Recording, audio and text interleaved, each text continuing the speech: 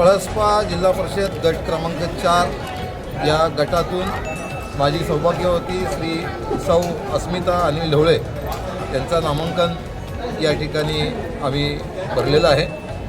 खरं पाहता या मतदारसंघामध्ये प्रचंड प्रमाणात पाण्याची टंचाई आहे।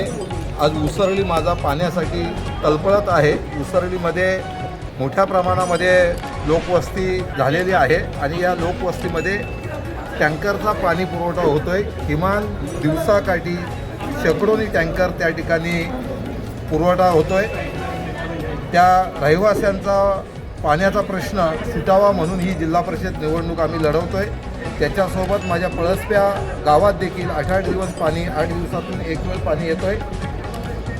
ओळख्याची तीच परिस्थिती आहे, कोणची तीच परिस्थिती आहे। या मतदारसंघामध्ये पाणी, गटर, ड्रेनेज, पुराचा पाणी या सगळ्या समस्यांचा अभाव या मतदारसंघावर आहे। या समस्यांचा अभाव सोडवण्यासाठी आम्ही मंडळी महाविकास आघाडीच्या वतीनं या ठिकाणी नामांकन पत्र भरलेलं आहे।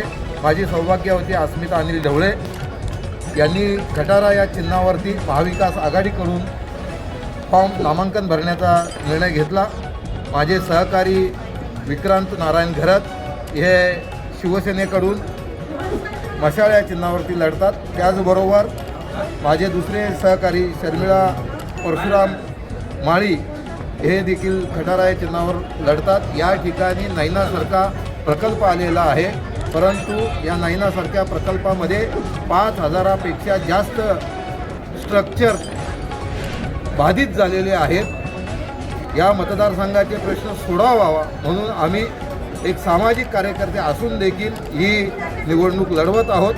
या निवडणुकीमध्ये आम्हाला जनतेने निवडून द्यावं आणि जनतेला जे काही प्रश्न आहेत मी या ठिकाणी आपल्या माध्यमांना सूचित करू शकतो की किमान 5 ते 6 महिन्यात आम्ही हा जो पाण्याचा प्रश्न आहे MGBकडून पाणी घेऊ, MIDCकडून पाणी घेऊ।